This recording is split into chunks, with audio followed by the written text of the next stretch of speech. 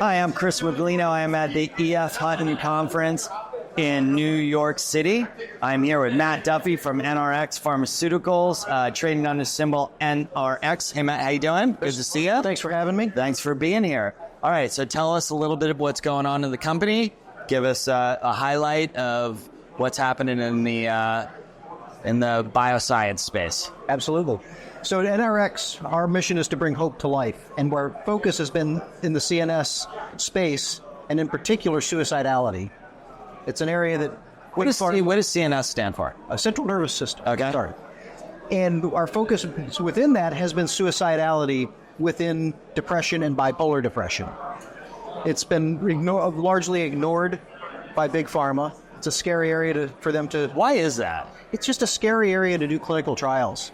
And Big Pharma doesn't like to take that kind of a risk. Right, because these people are prone to killing themselves, potentially. Then it's just a no-win situation. It can be for people in that situation. Our mission, and our founder, Jonathan Javitt, and his brother, Daniel Javitt, who are physicians and drug developers, respectively, was really to address suicidality because they'd lost a dear friend to suicide. And it really motivated them to found the company and to leverage Dan Javitt, who's a worldwide known professor up at Columbia, leverage his discovery of the NMDA receptor in the brain and its role. And then the drug being developed to modify that in order to treat suicidal bipolar depression, which was their mission. And it's terrific science. It's patented. We have composition of matter patent on our medication, NRX 101, out into the mid-2030s. And we've recently delivered positive data from a phase 2b/3 trial showing comparable efficacy in bipolar depression to the standard of care, because we compared it to the standard of care, not placebo. Almost every trial you see is placebo. This was against the standard of care, showed comparable antidepressive effects, but a statistically significantly reduced level of a side effect called akathisia, which is just this unstoppable urge to move, to do things, and it is considered by most psychiatrists to be a precursor to suicide. And so a significant reduction in akathisia, we believe, will be dramatic improvement over what's existing standard of care for bipolar depression and in patients who are suicidal or potentially suicidal. This is an area that's close to my family. We have a family member that has some mental illness, and it is devastating. It literally tears the family apart. It's terrible. It's terrible. And the tough part that I've discovered firsthand on this is that trying to find the person that has this disease help is almost impossible, because the person that has the disease doesn't think they have the disease and doesn't want to seek help for the disease. So how do you get the person that has the disease to a point where they actually want to take the medication? It's a great question, and it's a very difficult one. Yeah. I think the first step is education. You must educate people that you do have a disease. This is not a moral failure.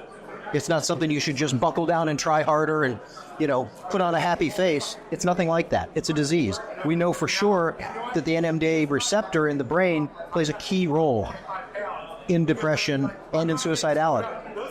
And so the first thing to understand is you have a disease. There's nothing to be ashamed of. If you had a heart attack, as our founder, Jonathan Javitt, likes to say, if you had a heart attack, no one would say, boy, you really shouldn't have had that heart attack. If you have depression or suicidality or bipolar depression, there is that sort of shrug and stigma that still goes along with it, even in this day and age. But educating folks not only that there is a disease, but also that it can be treated, that there is a way out of this. This is not just a one-way street that you have to be terrified of. It's something that can be helped. And if you're actively suicidal, there's something other than electroconvulsive therapy, which is currently the only approved treatment by the FDA for suicidality. there's something else, a much more potent medication, but easier to take and not as disruptive. So what does your medication do? What's the physical effect of what? So we have two medications. Okay. We have NRX 101, which is a combination of D-cycloserine and lurasidone. And that's the high science that brought the company into being. D-cycloserine is an NMDA receptor antagonist. And lurasidone is this current standard of care for bipolar depression, but it's a 5-HT2A active drug. What does that mean in layman terms? What that means is, and the way it really came together, which is brilliant, is the major side effect of lurasidone is this akathisia, this potential suicidality. That's the thing that they worry about. And the major side problem with D-cycloserine is some cognitive dissonance and even some hallucinations in some patients. It turns out if you put them together, they block those two side effects. So you end up with a medication that hasn't shown hallucinations and hasn't shown akathisia. And then now we've demonstrated a significant reduction compared to just plain lurasidone with the akathisia. And that was Dan Javitt's discovery. It's patented. That's our patent. And so the NMDA receptor we know is the active one there. The second drug we have is intravenous ketamine. We're developing proprietary formulation of intravenous ketamine. And ketamine also acts on the NMDA receptor, except it's like an on-off switch. It's like just cutting it off completely instead of just slowing the ions through the channel. And so it's great for acute crisis situations, like an acutely suicidal patient. Whereas NRX 101 is oral, and it's more of a modulator rather than a fully turn it off, and it's going to be safer for a longer-term use. What about, there's been a lot of talk about psychedelics in this area, right? Like, have you guys seen any advancements in the psychedelic arena to help in this area? So, we haven't studied those type of drugs in this situation. They really need further, more detailed study. There may be something there, but then also, you need to be able to identify potential side effects and exactly what patients might need them. And I don't know that we're there yet. Got it. Yet.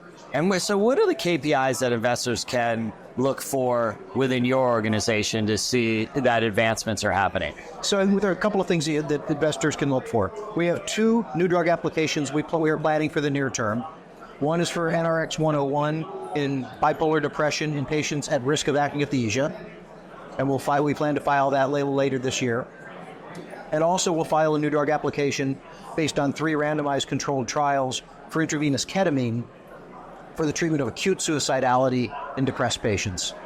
And so those will be 2 major milestones for us, obviously. The ketamine we expect to we have moved into a wholly owned subsidiary called Hope Therapeutics, and we plan to distribute those shares in part to our existing shareholders in the relative near term as soon as we can get the shares registered on a national exchange. So you'll get a dividend? Yes. A dividend or something similar. Okay. And so that'll be a major sign of progress. And then lastly, we have 2 other indications we're studying with NRX 101. One is chronic pain. For many of the same reasons it appears to work in depression and suicidality, that same receptor modulates pain. So we're eagerly awaiting a 200-patient Department of Defense-funded trial looking at that D-cycloserine alone in chronic pain, which would inform a final study for us with our combination, which is safer in the chronic pain space. So that's a much bigger market than the bipolar. There is such a dramatic need for a medication for chronic pain. I was a sell-side analyst for 10 years, and my Moby Dick great white whale that I always looked for was a non-opioid pain medication. There's been nothing. Everything's fallen by the wayside. There's some promising things going on now at other companies, but they're still a ways away. This could be very near term for us because we have an active drug that's already... How big is that market? What's the size of that? The latest estimate I've seen is 50 million Americans with chronic pain. Wow.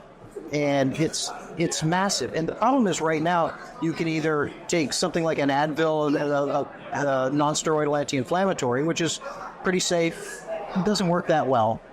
Or the next thing up is an opioid. Right. Highly addictive, highly problematic, and there's really not... leads to suicide. There's really not one in between. And from the data we've seen so far with D-cycloserine, it really appears that we might find that sweet spot in between those two and be closer in efficacy to an opioid, but without the addictive properties. And how big is the bipolar segment of the business? The estimates from the various organizations are about 7 million patients in the U.S. with bipolar.